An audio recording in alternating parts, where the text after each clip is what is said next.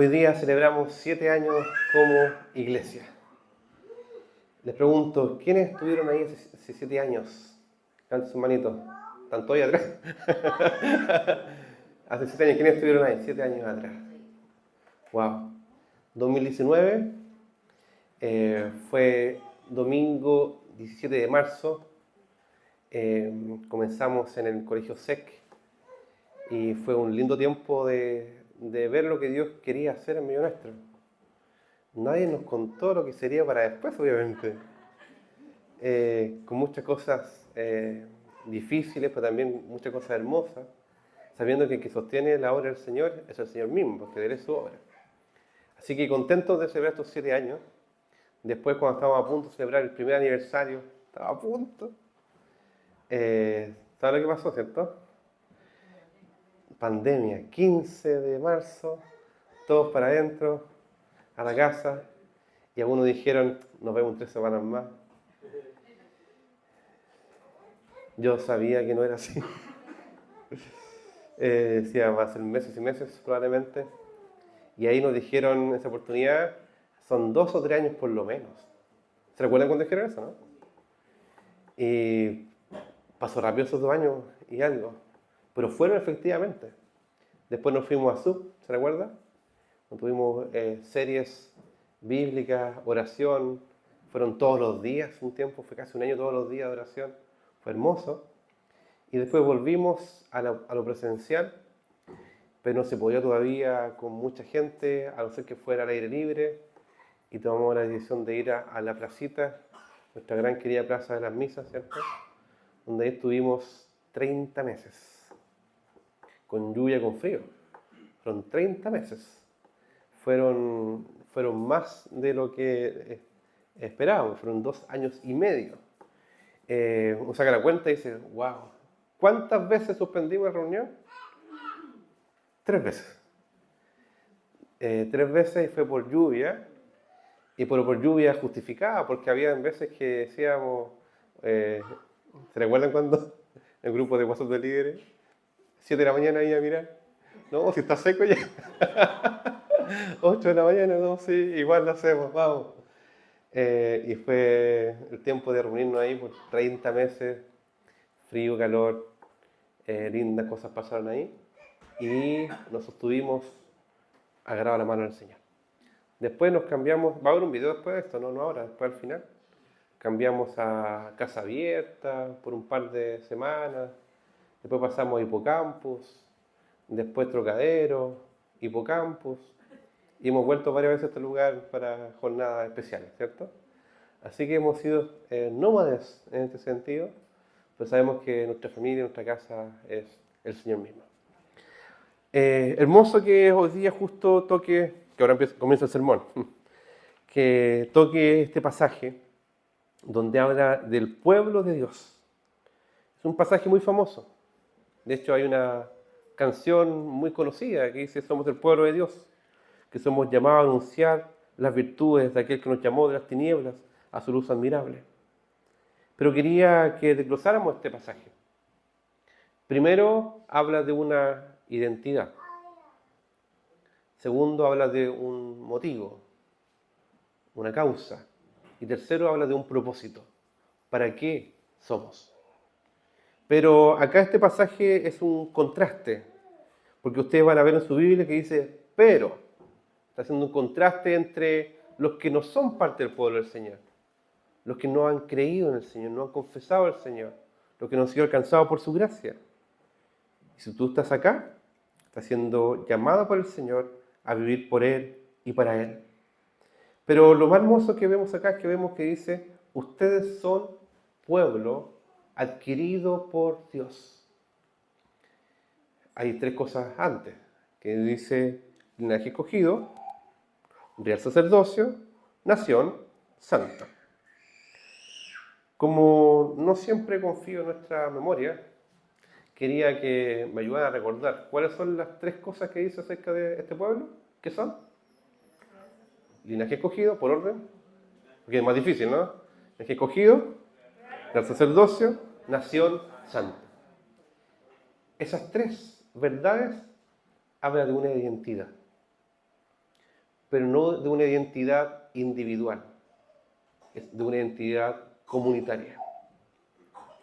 Una identidad que no habla acerca de ser independiente, de no vivir por las mías, por mí y para mí, sino vivir junto con otros, por la gloria de Dios y para la gloria de su reino y la extensión de su causa, por su evangelio. Entonces vemos que eso contrasta mucho con cómo vive el resto, o cómo tendemos a vivir nosotros. Voy a citar algunas frases que en nuestra cultura, y a veces nosotros mismos decimos: amigo, amiga, primero tú, segundo tú, tercero tú. Y usted dice, bien dicho, me gustó, primero yo, segundo yo, tercero yo. Eso dice el contexto de este mundo, ¿cierto? O bien te dicen lo siguiente: ¿sabes qué, amigo? No te preocupes por ti, para por el otro. Porque si tú no te preocupas de ti mismo, nadie se va a preocupar de ti. ¿Lo has escuchado? Amigo, ¿sabes qué? No te preocupes lo que piensa el resto ni los demás. Preocúpate de lo que piensa tu corazón simplemente. 3 cosas que quiero decirles claramente. Eso no es el Evangelio. Si están anotando ese pasaje, eso es el anti-evangelio, ¿cierto? Que nos dice que debemos preocuparnos de nosotros mismos, vivir para nosotros, por nosotros, sin los otros. Por tanto, es contracultural decir, yo soy parte de una iglesia. Es contracultural decir, yo soy parte de un nosotros. Yo soy parte de un pueblo. Es contracultural. Y es más contracultural saber de que somos parte de un linaje. Usted dirá, ¿de linaje? ¿Qué apellido tiene usted? Empieza a seguir el linaje, ¿cierto? Le contaba el domingo pasado que fue un funeral de mi abuela. Estuve investigando por ahí cuántos nietos somos 33 nietos. ¿Y cuántos tataranietos? Puedo decirlo así con orgullo: 7 tataranietos. Y mi abuela tenía 90 años solamente, o sea, era de edad, pero 90 años. Entonces uno puede empezar a seguir el linaje. Linaje cortés nomás, pero linaje, ¿cierto? Uno empieza a seguir el hilo conductor, de dónde viene. Y me gustaba saber mucho más de la historia para atrás. Un linaje. Pero aquí dice, ustedes son linaje. Todos somos del mismo linaje, ¿se dan cuenta? Aun cuando usted sea Pichinao, Folger, Castillo, Alarcón, Otárola, tenemos el mismo linaje. ¿Sabían eso? ¿Cuál es nuestro linaje? El linaje escogido es Cristo mismo. En Cristo tenemos el mismo linaje. Además podemos seguir una huella que la Biblia lo traza. Abraham, el padre de la fe, tanto de judíos como de gentiles. O sea, usted es parte de una historia, de redención y de salvación. Y ese linaje, el linaje escogido. Hace días atrás, en una comunidad misional, nos preguntábamos, ¿escogido por qué? ¿Escogido qué vio Dios en nosotros para ser escogido? Y claramente, escogido no porque fuéramos muy importantes, no porque fuéramos muy imponentes en nuestras fuerzas, o porque le convenía a Dios salvarnos, sino que incluso Pablo dice en una carta, dice, porque a los vil del mundo, a lo menospreciado del mundo, escogió Dios. Así que usted dice, ¿usted escogió de Dios? Si usted cree que escogió de Dios, me dice, sí, por favor. ¿Sabe por qué fue escogido? Porque era vil, menospreciado de este mundo. Entonces no es algo para decir, oh, yo soy escogido como si fuera algo superior. Por gracia del Señor fuimos escogidos. Primer punto entonces, linaje escogido del Señor. Pero además dice real sacerdocio. Hay una mezcla ahí de palabras muy importante. Sacerdocio habla de un aspecto ceremonial, que somos ministros de reconciliación con otros, y no algunos nomás. De hecho, si eres parte del pueblo del Señor, usted es sacerdote del Señor, en el sentido de que son ministros de reconciliación. Predica el Evangelio a otros. Pero además te dice real sacerdocio, o sea, de la realeza. Porque tenemos un gran rey. Y aquí conectamos, por ejemplo, un oficio de Cristo. ¿Sabes cuál es uno de los oficios de Cristo? Rey y sacerdote. Van dos ahí. Y además te dice nación santa. En esta sala hay gente de diferentes países. En un tiempo tuvimos de muchas más nacionalidades, pero ahora vemos que hay un par de países representados en esta sala. Y ustedes dicen, ¿somos diferentes naciones? Políticamente sí. Pero en el Señor somos la misma nación. Me agradó ver al pastor Rui con su familia. La avisa, llegó el pastor Rui. Y son de Brasil, obviamente. Hermoso ver cómo Dios nos junta diferentes naciones para ser una nación. Entonces les pregunto a ustedes, ¿ustedes han sido salvados y escogidos para vivir solamente para ustedes mismos? ¿Por sus fuerzas? ¿No? ¿Independientes? Déjenme aquí nomás. Y eso implica muchas veces un esfuerzo, una dedicación y convicción conforme a esta verdad. En la mañana del domingo demanda un esfuerzo, ¿cierto? Una dedicación. Voy a levantarme para reunirme junto con el pueblo del Señor, que el Señor nos juntó para dar gloria a su nombre. ¿Se reclama en la mañana? Sí. Y espero que después del almuerzo apurado, me han dicho, oh, qué lata el domingo en la tarde ahora. Porque sea en la mañana o en la tarde, uno va a reclamar si no reconoce una verdad. Voy a reunirme con el pueblo del Señor. Voy a reunirme con el linaje escogido, con la nación santa. Esa es nuestra identidad. Segundo, ¿cuál es nuestro motivo? ¿Por qué podemos ser parte de este linaje escogido? Nación santa, real sacerdocio. Dice, porque fuimos un pueblo adquirido, comprado por Dios. ¿Dios te compró? Se llama redención. Éramos esclavos, teníamos otro dueño, pertenecíamos a otro reino, estábamos perdidos en nuestros delitos y pecados, muertos en eso, pero el Señor viene y nos compra. Dice, tú ahora me perteneces. Y no fuimos comprados ni con oro, ni con plata, ni con petróleo, ni con palta fue en su tiempo, ¿cierto? Fuimos comprados por la sangre preciosa de Cristo. Alguien murió para salvarte. Alguien murió para comprarte, para rescatarte, para sacarte de un reino de tinieblas y traerte al reino de la luz. Estás bajo un tirano, estás bajo un mafioso, que es Satanás, el diablo. Porque dice claramente acá, tinieblas a luz. Fuiste rescatado, donde nadie más te podía rescatar.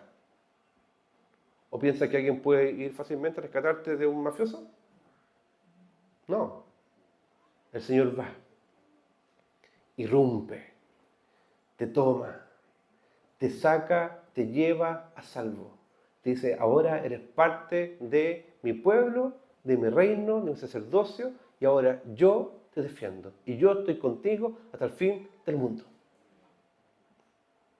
Y no lo dice solamente a ti. Hay un montón de gente que somos nosotros, que hemos sido salvados de las tinieblas, hemos sido trasladados al reino de la luz, y estamos juntos acá, por su misericordia. Fuiste comprado, no para que desperdicies tu vida. Fuiste comprado no para que vivas por ti y para ti. Fuiste comprado para vivir por el Señor y para el Señor. Y hay un aspecto importante acá. ¿Para qué? El propósito. Dijimos identidad comunitaria. Dijimos el motivo de nuestra identidad. Fuimos adquiridos por el Señor. ¿Y para qué? El propósito. Para que anunciemos las virtudes de aquel. Esa frase, virtudes de aquel, es para decir, para que anunciemos el carácter de Dios. Para que anunciemos quién es Dios mismo. Dios, su carácter, sus atributos, ¿cierto? Su voluntad, sus obras, sus hechos maravillosos y portentosos. Pero a veces nos olvidamos. Fuimos salvados por el Señor, tenemos una nueva identidad, pero vivimos como el resto de la gente. Sin anunciar, sin contar, sin hablar, sin testificar del Señor. Algo muy lindo que está pasando en esta ciudad. Que jovencitos, entre 14 hasta 20 y algo años, están siendo entrenados en el Evangelio y están saliendo a testificar del Evangelio en las calles. Y uno dice, el testimonio público es maravilloso. ¿Saben por qué? Porque además eso los alienta y los anima a dar testimonio en lo privado también. En el uno a uno, a sus compañeros de clase, de universidad. Es lo mismo que necesitamos hacer nosotros. Ese movimiento se llama MOU, Misión Operación Urbana. Jóvenes de diferentes iglesias, predicando el Evangelio, juntos, en la ciudad. ¿Y qué ha pasado con ellos? Han comprendido que son el pueblo del Señor. Pequeñitos.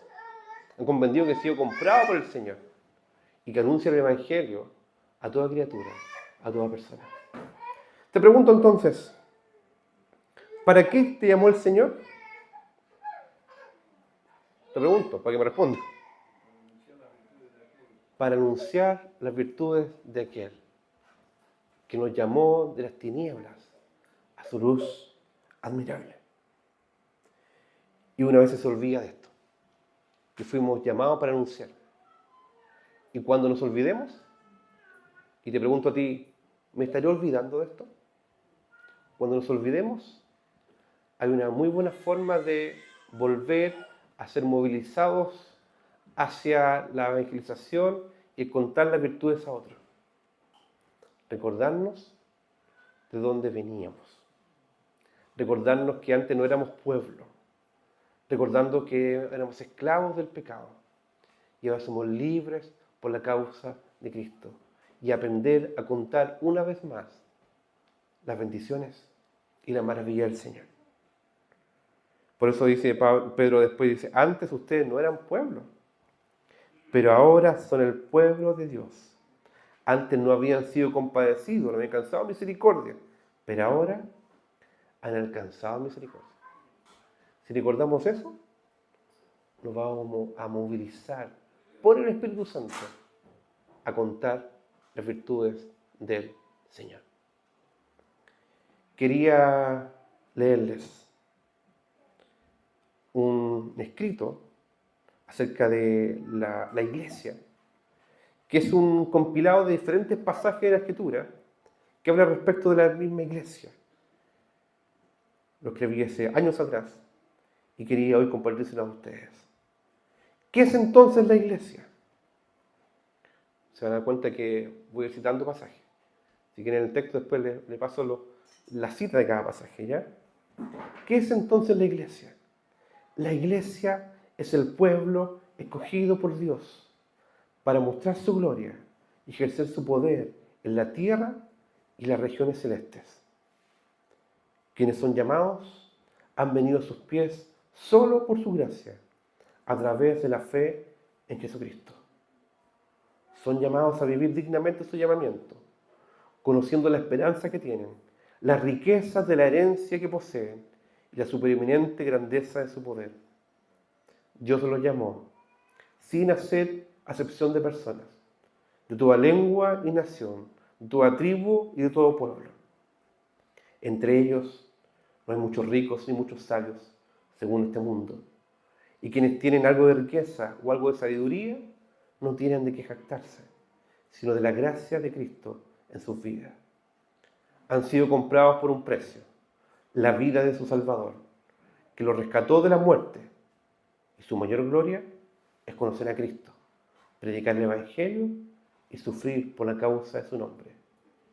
Están dispuestos a perderlo todo y a tener todo por basura, por el incomparable valor de conocer a Cristo Jesús.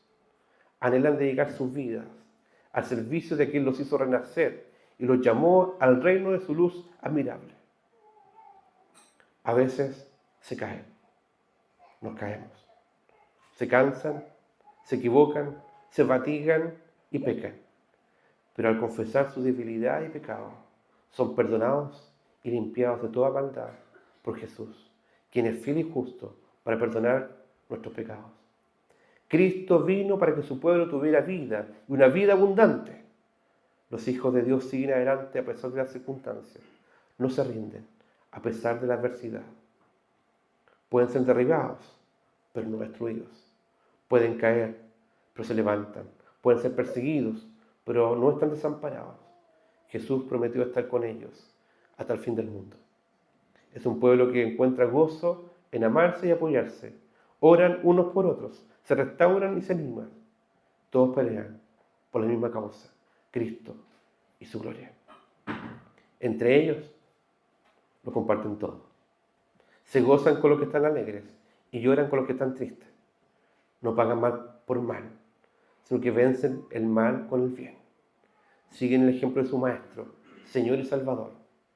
Cuando los insultan injustamente, cuando los desprecian por causa de su nombre y su evangelio, o cuando los persiguen, es porque están entregando su vida en sacrificio y amor para que otros crean en Cristo el Señor.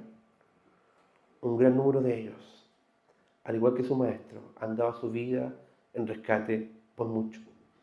Dios conoce a cada uno de ellos, a cada uno de nosotros. Sabe de sus luchas y temores, sus ansiedades y dolores. Conoce sus caídas y sus errores, sus anhelos y sus labores. Dios los ama con amor eterno y perfecto. Siempre los espera, los busca y los vuelve al camino. A veces la iglesia no escucha, pero nunca se cansa de amarlos.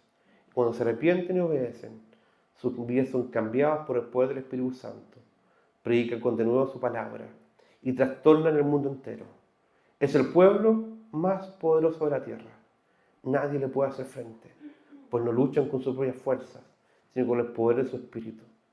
Batallan con oración, con amor sincero y el poder de su palabra, hecha vida en sus corazones. Todos pelean por una causa, llevar la gloria de Dios a todas las naciones.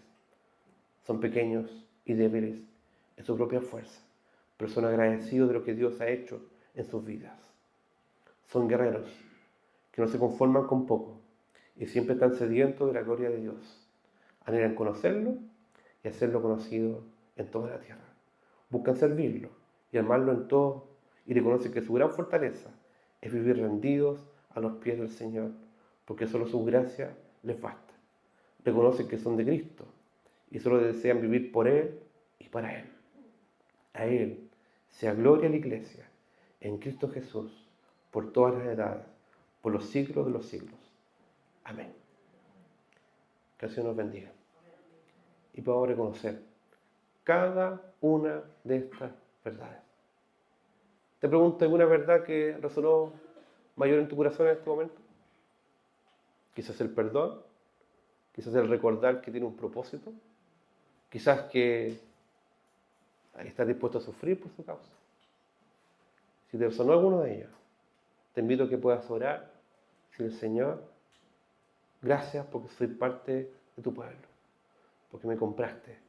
Y una vez más, quiero vivir por ti y para ti, y servir juntos con otros, por amor de tu nombre y de tu reino.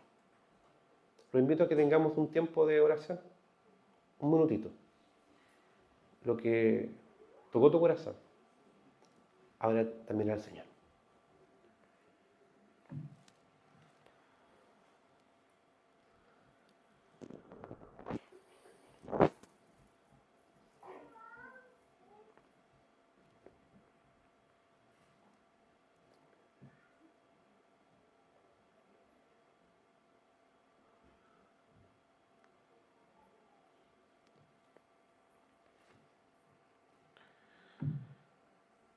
Señor, te damos gracias porque tú eres quien habla en nuestros corazones, de manera tan profunda y tan verdadera.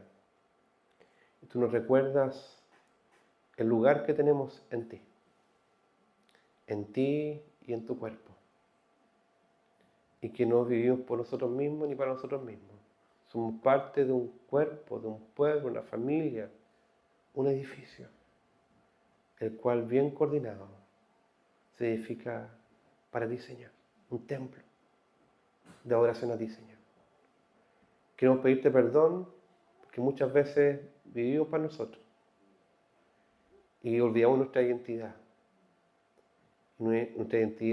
personal y comunitaria.